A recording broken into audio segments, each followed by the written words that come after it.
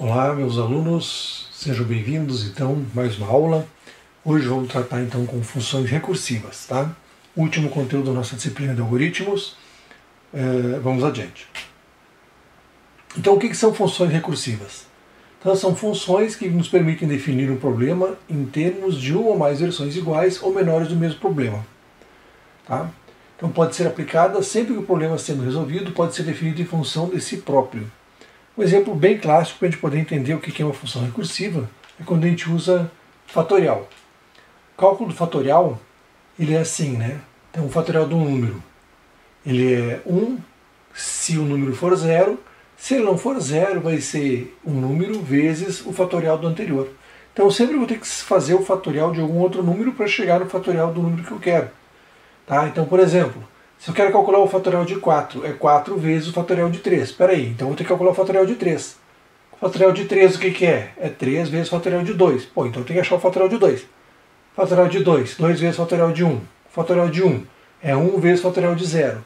E o fatorial de 0 é 1. Então quando eu chegar nesse resultado aqui, agora não tenho mais resposta, né? Não depende mais nada. Por quê? Porque o fatorial de 0, por definição, vale 1. Então já que eu cheguei a esse 1, eu substituo 1 aqui. Eu vou fazer 1 vezes 1 dá 1. Então descobri que o fatorial de 1 vale 1. Esse número 1 eu vou trazer para cá onde eu estava querendo saber o fatorial de 1. Né? Descobri que é 1. Então o fatorial de 2 agora eu sei que é 2 vezes 1. Cheguei no resultado de 2. Pego esse número, substituo lá e descubro o fatorial de 3, que é 3 vezes 2, que é 6. E com isso, finalmente, eu boto o 6 aqui, onde eu queria saber o fatorial de 3, e faço 4 vezes 6, 24. Tá? Então, para eu saber o fatorial de um número, eu tenho que saber o fatorial de um número anterior. Então é como se eu estivesse sempre chamando a própria função para descobrir o fatorial de um número. Né? Então, se eu fosse fazer para calcular o fatorial de um número sem usar recursão, a gente faria assim, né? Cria a variável fatorial, o número n, vou criar um contador e a variável fat, e dizer que o fat vale 1. Então, se o número é maior que 0, o que eu vou fazer? Para i igual a 1 até menor ou igual a n, vou incrementando e dizer que fat é igual a fat vezes i. Então, se eu quiser saber o fatorial de 3, fat vai ser 1 vezes 1, 1. Aí eu vou incrementar para 2. Fat igual a 1 vezes 2, vai dar 2. Vou guardar no fat. Aí vou fazer para 3. Fat igual a 2 vezes 3, 6. É maior ou igual a n? Vai incrementar o i, vai cair fora do for. Então fiquei com o meu fatorial igual a 6. E vou retornar o fatorial. Se o número não fosse maior do que 0, eu já ia retornar o 1. Né? Por exemplo, se eu quero chamar isso aqui, quero chamar uma função e passar o 0 como parâmetro. Então o fatorial é igual a 1, ele é maior que 0? Não. Então retorna 1. Ok? Então, isso aqui seria sem recursividade. Com recursividade fica assim. Então, int fatorial de n, se o número é maior que 0, retorna n vezes o fatorial de n menos 1. Então vamos dizer que a pessoa pedisse o fatorial de 3. É maior que 0? É. Então retorna 3 vezes o fatorial de 2. Aí ele vai ter que parar e fazer essa função. Então ele vai chamar o fatorial de 2. Vai ver, 2 é maior que 0? É. Então é 2 vezes o fatorial de 1. Aí vai ter que calcular o fatorial de 1. Volta para cá, chama a função. N maior que 0? É. Retorna 1 vezes o fatorial de 0. Volta para cá, chamando o fatorial de 0. N maior que 0? Não, então retorna 1. E aí ele vai retornando. E aqui a gente pode ver como é que ficaria. No caso, um exemplo de 4, né? 4 é maior que 0? Não, retorna 4, fatorial de 3. Fica esperando o resultado do 3. Fica esperando o retorno do fatorial de 2. Fica esperando o retorno do fatorial de 1. Quando chamar o de 0, vai retornar 1. A partir daí, ele vai começar a retornar as respostas. Então, fatorial de 1 é 1 vezes 1. Aí vai botar o 1 aqui, né? Vai fazer fatorial de 2 vezes 1, vai dar 2. Vai dar 3 vezes 2, vai dar 6. E aqui vai dar 4 vezes 6, 24, é o que ele vai retornar. Então isso é o chamado recursão. É quando o teu programa, a tua função, chama ela mesmo para poder se resolver. E ela fica se chamando assim de uma forma até que vai ter um critério de parada. Tá? Alguns cuidados com a recursão. Em funções recursivas se pode ocorrer um erro de não término do algoritmo, como um laço ou loop infinito. Tá? Para que isso não ocorra, você tem que definir uma função que implique uma condição de término. Então, para isso tem que garantir que a função decresce a cada passo e repetição, permitindo que a condição de término seja atingida. Então, por exemplo, qual era a condição de término, né, no cálculo do fatorial? Era eu ir decrementando até que chegar em zero. Então, qualquer número que eu colocasse, se eu botasse um número negativo, ele ia retornar 1. Se eu colocasse um número qualquer, ele iria decrementando, né, chamando os números um abaixo do outro, né, sempre o fatorial de n menos 1, até que uma hora tu vai chegar no zero. Quando chegar no zero, ele vai começar a retornar os resultados, ok? Bom, a estrutura de uma recursão, então. Ela vai obedecer uma estrutura que deve conter os seguintes elementos, tá? Não sempre na mesma ordem. Vai ter um return da função passando os parâmetros e o teste determina a recursão utilizando um parâmetro também. Se o teste está ok, vai retornar então esse término. Vai ter o processamento e a chamada recursiva utilizando o parâmetro. Tá? Ou seja, geralmente esse parâmetro ele vai decrementar ou vai incrementar, vai depender de como tu vai colocar a tua condição de término. Tá? E aí então a gente tem que ter um cuidado, né, na ordem de chamada. Por exemplo, vamos ver essa função aqui, uma função recursiva qualquer, onde eu recebo um número. Aí eu vejo, se o número é menor que 5, ele imprime número igual a um número e chama a função para o número mais 1. Então vamos dizer que eu chamo a função com o parâmetro 0, tá? Como foi o exemplo aqui. O que ele vai fazer? O número menor que 5 então, imprime o número 0 e chama a função recursiva para o número 1. Ele vai vir com o número 1 aqui e vai ver. Número menor que 5 imprime o número, então vai imprimir o número 1 e vai chamar para a função agora com o parâmetro 2. Até que ele vai chegar no 4. Quando ele chegar no 4, ele vai imprimir o 4 e aí ele vai chamar a função para o número 5. Aí ele vai ver a função de 5. Número é menor que 5? Não. Aí ele simplesmente vai encerrar. Ok? No caso aqui eu nem tenho return, né? Mas quando encerra a função, ele não tem mais o que fazer. Então essa função aqui iria imprimir 0, 1, 2, 3 e 4. Ok? Se eu trocar essas duas linhas, olha bem, agora eu estou chamando primeiro a função recursiva para o próximo número, de número mais 1. Então vamos dizer no mesmo exemplo, se eu chamasse aqui com a função passando o parâmetro número 0, ele vai ver número menor que 5? Então eu chamo a função para o número 1. Então ele vinha aqui e ia chamar a função para o número 1. 1 é menor que 5? Então eu chamo a função para o número 2. Chama a função para o número 3. Quando ele chamasse a função para o número 3, aí ia vir aqui 3 menor, chama a função para o número 4. 4 é menor que 5? Chama a função para o número 5. 5 é menor que 5? Não. Volta e aí ele vai imprimir, vai retornar lá para imprimir a função do número 4. Depois disso ele ia retornar para a função que tinha chamado ele, que era a função do número 3. Então ele vai imprimir o 3, vai imprimir o 2, vai imprimir o 1, vai imprimir o 0. Olha que interessante, só troquei as duas linhas de lugar e aqui ele vai imprimir primeiro o 4, 3, 2, 1 e 0. No exercício anterior, eu vou voltar, ele imprimia 0, 1, 2, 3 e 4. Primeiro ele imprimia, depois ele chamava a função recursiva. Ok? Algumas vantagens da recursão, então. A maior parte dos problemas podem ser resolvidos com ou sem recursão. Porém, em algumas situações é obrigatório, vai facilitar bastante o desenvolvimento se tu trabalhar com recursão. Então, por exemplo, algoritmos que trabalham com árvores e grafos, vai ser utilizada a recursão de forma obrigatória. Ao utilizar a recursão, também o tamanho do programa é reduzido, criando uma solução mais simples, mais compacta, menor, mais fácil de ler do que a versão iterativa. A desvantagem da recursão é que requer espaço extra de armazenamento. Então as chamadas recursivas são alocadas na pilha. Tá? Então cada vez que eu chamo uma função, meu programa para, salva todo o contexto que ele tem dentro daquela função, salva isso numa coisa chamada pilha e chama a função. Então para cada chamada uma memória é separada, né, para que isso aconteça. Então, então isso vai ter uma desvantagem, vai gastar muito mais espaço de pilha, por assim dizer, né? Outra desvantagem é se tu esquecer de incluir uma condição de parada na função, ele vai ficar, uma hora ele vai extrapolar a memória, vai dar aquelas telas azul, vai dar um programa de falha de memória, tá? Também a função de recursão ela não é eficiente em termos de velocidade e tempo, tá? Por quê? Porque se eu tenho uma função iterativa, eu vou simplesmente chamando e isso não tem problema nenhum. Agora, fazer uma chamada da função novamente, eu tenho que parar o que eu estou fazendo, salvar todo o conteúdo que eu estou na minha função na pilha, chamar uma outra função, começar a executar e repetir isso várias vezes, né? O que torna então não muito prático em função de tempo e velocidade. Então vamos fazer alguns exercícios aqui para a gente poder treinar, né, e ver como é que funciona direitinho. O primeiro, criar um algoritmo de contagem regressiva. Então, dado um parâmetro inteiro, ele vai decrementando até chegar no zero. Tá? Eu vou escrever esses programas e daí depois eu adiciono isso e mostro para vocês como é que foi a solução que eu fiz, tá?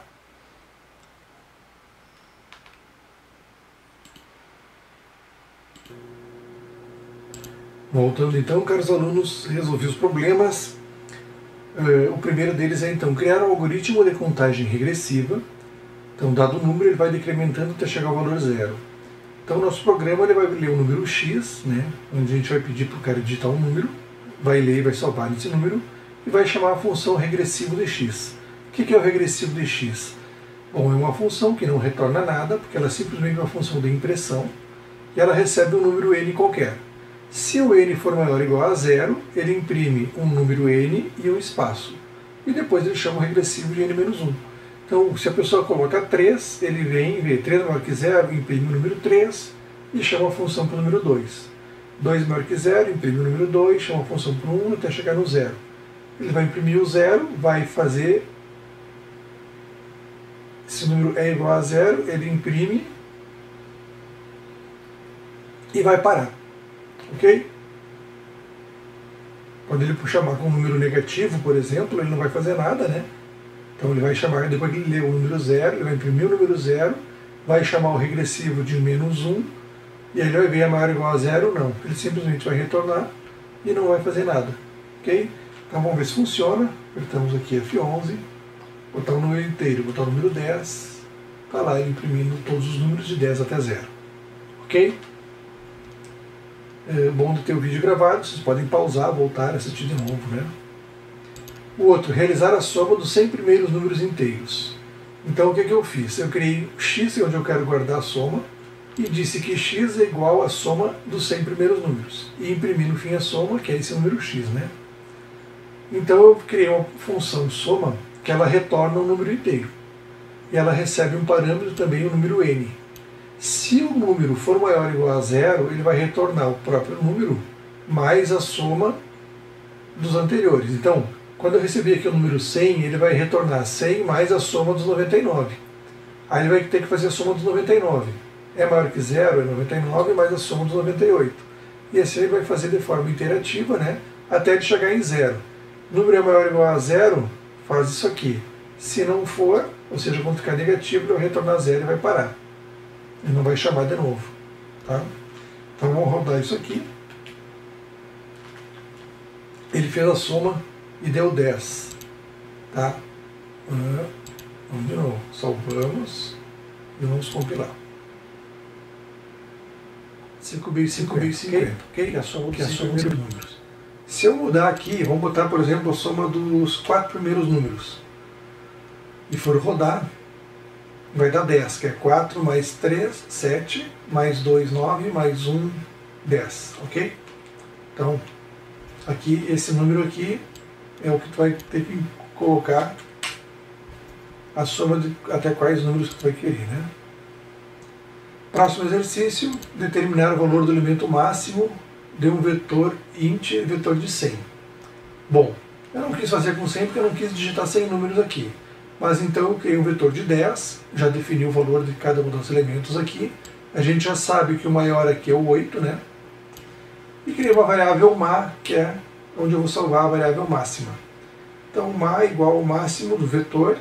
Vou passar uma função máximo, onde ela recebe um vetor e o tamanho do maior elemento, né? Então, o meu vetor tem 10, ele vai de 0 até 9. Tá? E no fim eu imprimo essa variável má, que é o máximo.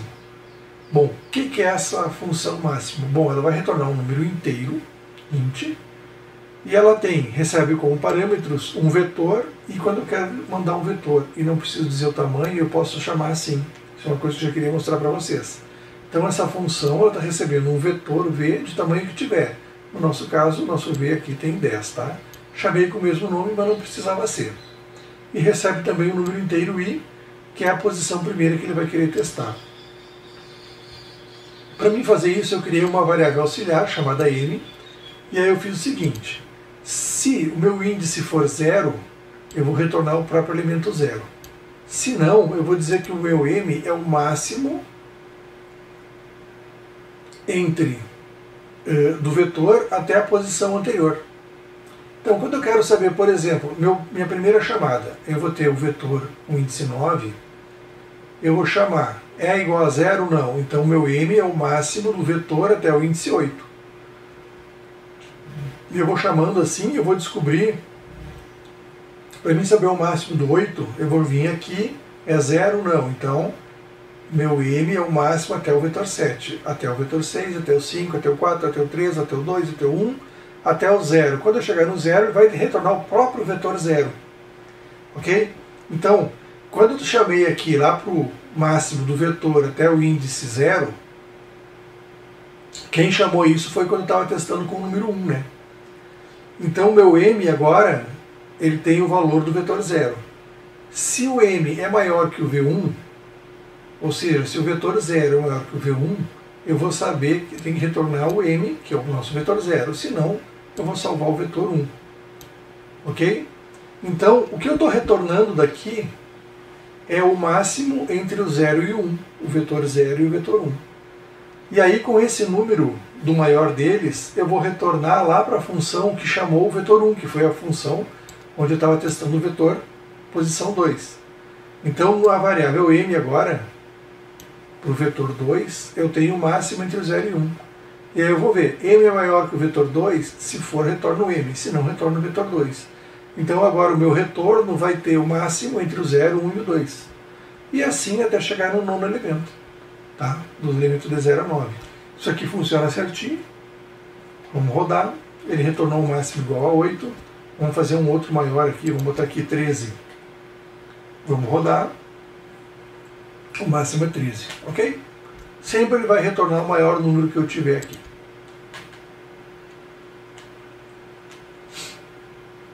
Fechou? Fechou? Próximo exemplo, fazer a soma de todos os valores de um vetor de 100, de tamanho 100. Bom, não quero fazer tamanho 100, vou fazer vetor tamanho 10, tá? Então está aqui o meu vetor, eu botei um monte de zeros e botei o 13 e o 6 aqui, para a gente poder fazer a conta fácil, a gente sabe que vai dar 9, né? Criei a variável ma, que recebe a soma, é uma função, onde eu passo como parâmetros o v, que é o vetor, e o tamanho do v. Tá? E depois eu vou imprimir essa variável, que é a soma deles. Tá? Na minha função soma, ela vai retornar um número inteiro, e ela vai receber então um vetor e o tamanho, ou o índice aqui, o índice i. Tá? Aqui eu não preciso desse int m, aqui esse aqui era do exemplo passado, né? Aí eu vou fazer o quê? Se o número for 0, se o índice for 0, eu vou retornar o próprio vetor 0. Se não, eu vou retornar o vetor i mais a soma do vetor até a posição anterior. Então, quando eu vou chamar, por exemplo, da posição, que nem eu estou fazendo aqui, a soma do vetor posição 9, eu vou ver a 0 não, então retorna o v9 mais a soma até o vetor 8. Para fazer a soma do vetor 8, eu venho e faço retorno, que é o vetor 8 mais a soma até o vetor 7. Que é o 7 mais a soma até o vetor 6, 5, 4, 3, 2, 1, 0. Quando chegar no 0, ele vai retornar o próprio vetor 0. E ele vai retornar somando, que vai ser o V1 mais o V0. E ele vai retornar essas duas somas. E aí quando ele vai fazer para o vetor 2, que ele vai retornando, né? O vetor 2 vai ser a soma essa soma aqui que já tinha a soma do vetor 0 e vetor 1. Vai somar então o vetor 0, o vetor 1 e o vetor 2 e vai retornar. Na próxima que chamou ele, que foi o vetor 3, né, ele vai retornar o vetor 3 mais a soma que já tinha o V2, V1 mais V0. Ok? Recursão é assim mesmo. E o quinto exercício, que eu dei como exemplo, seria descrever uma função para calcular a exponenciação da base 2, ou seja, 2 na 1, 2 na 3, 2 na 4, seja o número que for pedido. Então eu criei um número x, pergunto para o usuário, digite o número inteiro, salvo a variável x e chamo a função e escrevo na tela 2 elevado na x é igual a, e o resultado eu quero é expo de x. Essa função expo eu acabei de criar, ela retorna o número inteiro e ela recebe um parâmetro i. Se o número i for 0, ele retorna 1, ou seja, qualquer número elevado na 0 retorna 1. Se não, ele vai retornar 2 vezes a expo de i menos 1. Então vamos dizer que a pessoa chamou lá expo de 3. Vai fazer o quê? 2 vezes a expo de 2. Que vai ser, aí vai ter que fazer a expo de 2, né? Que é 2 vezes a expo de 1. Que por sua vez é 2 vezes a expo de 0. Bom, 2 vezes a expo de 0 é 1. Então, ele vai retornar aqui o número 2, vai retornar o número 1, né? Então, quando ele for fazer o retorno do 1, seria 2 vezes 1 vai dar 2. Quando ele for retornar lá para a chamada, que foi quando a gente passou o parâmetro 2, ele vai fazer 2 vezes 2, 4. E assim sucessivamente, tá? Para quem entendeu recursão, é assim mesmo. Vamos rodar aqui. Digite o número inteiro. 2 na 3, que vai dar 8. 2 elevado na 3 dá 8. Vamos de novo. 2 elevado na 5 dá 32. Vamos rodar de novo. 2 na 0. 2 na 0 dá 1. Ok? É isso aí. Tá? Com isso a gente encerra essa aula de recursão. Eu vou salvar isso aqui e postar também junto uma lista de exercícios. Vou pedir que vocês entreguem alguns exercícios. E numa próxima aula eu gravo alguns da lista mais para vocês poderem ter uma facilidade maior de entender. Tá bom? Grande abraço para todos. Até a próxima aula. Tchau, tchau.